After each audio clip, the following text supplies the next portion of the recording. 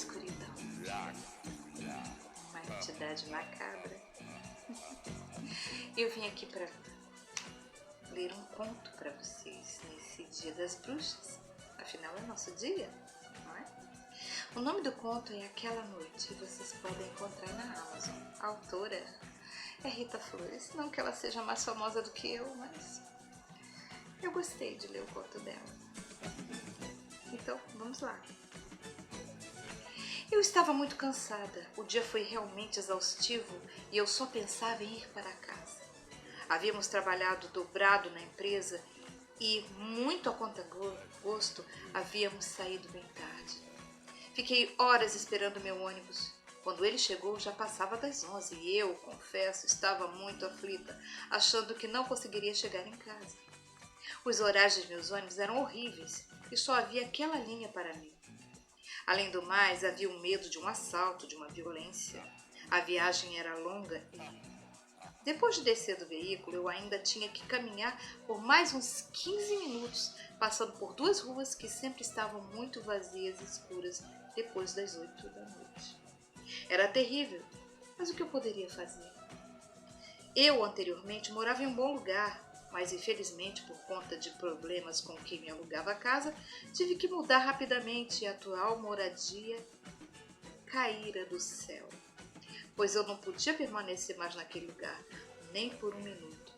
E foi assim que me mudei. A viagem estava sendo demorada. Havia poucas pessoas no ônibus e o motorista parecia não ter pressa alguma de chegar no seu destino. Concluí que aquela seria a última volta que ele daria. Talvez aquele fosse o último ônibus da noite, pensei agradecendo por estar nele. Coloquei meus fones e iniciei a ouvir uma rádio pelo meu celular. Uma sensação de torpor começou a tomar conta de meu corpo, uma sonolência me atacou forte. Eu morava bem perto do ponto final da linha, então me deixei levar. O balanço do ônibus e a música lenta embalaram meu sono leve. Era estranho, pois eu nunca dormia em um ônibus. Podia estar muito cansada, mas não conseguia relaxar. Naquele momento, no entanto, parecia que meu cérebro não tinha mais controle sobre minhas reações. Era como se eu fosse apenas uma diáfana sombra, flutuando em um espaço desconhecido e escuro, porém aconchegante.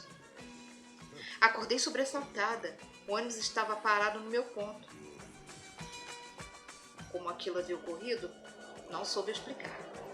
Talvez o motorista me conhecesse. Eram sempre os mesmos. Então não seriam nenhum mistério.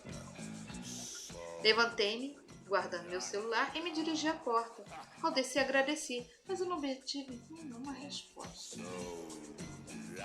Mal pisei a calçada, as portas se fecharam e o veículo arrancou de um jeito brusco e pude ver por alguns minutos apenas que era um ônibus muito velho e mal conservado. Não tinha reparado nisso ao entrar nele. Dei de ombros e, segurando firme minha bolsa colada ao corpo, comecei minha dura e solitária caminhada para casa.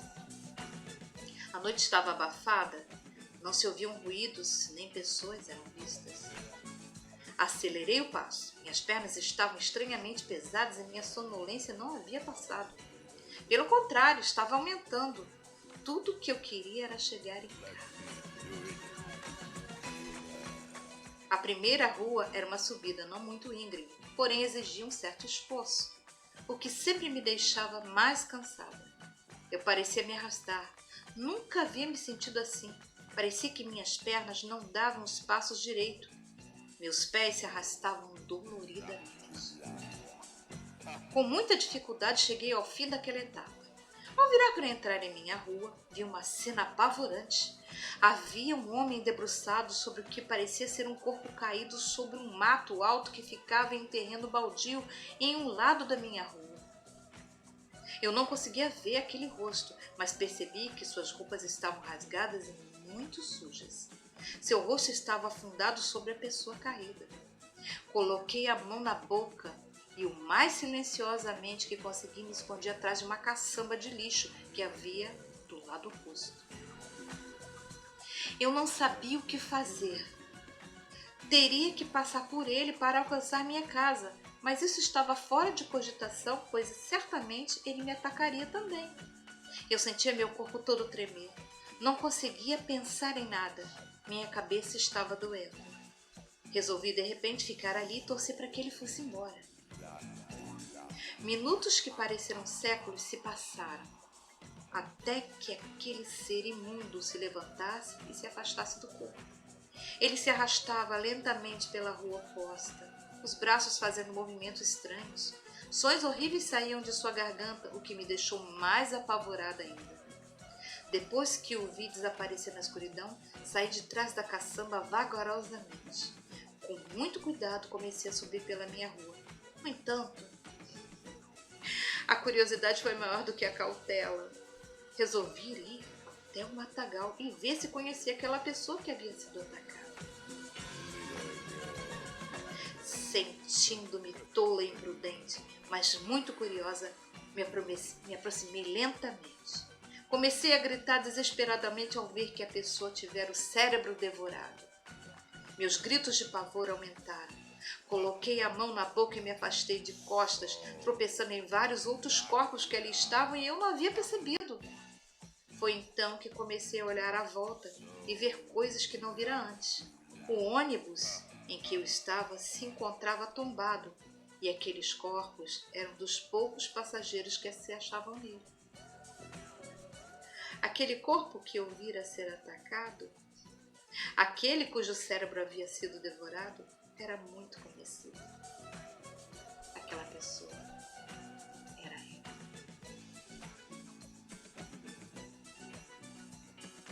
Tricks or treats. Feliz Halloween.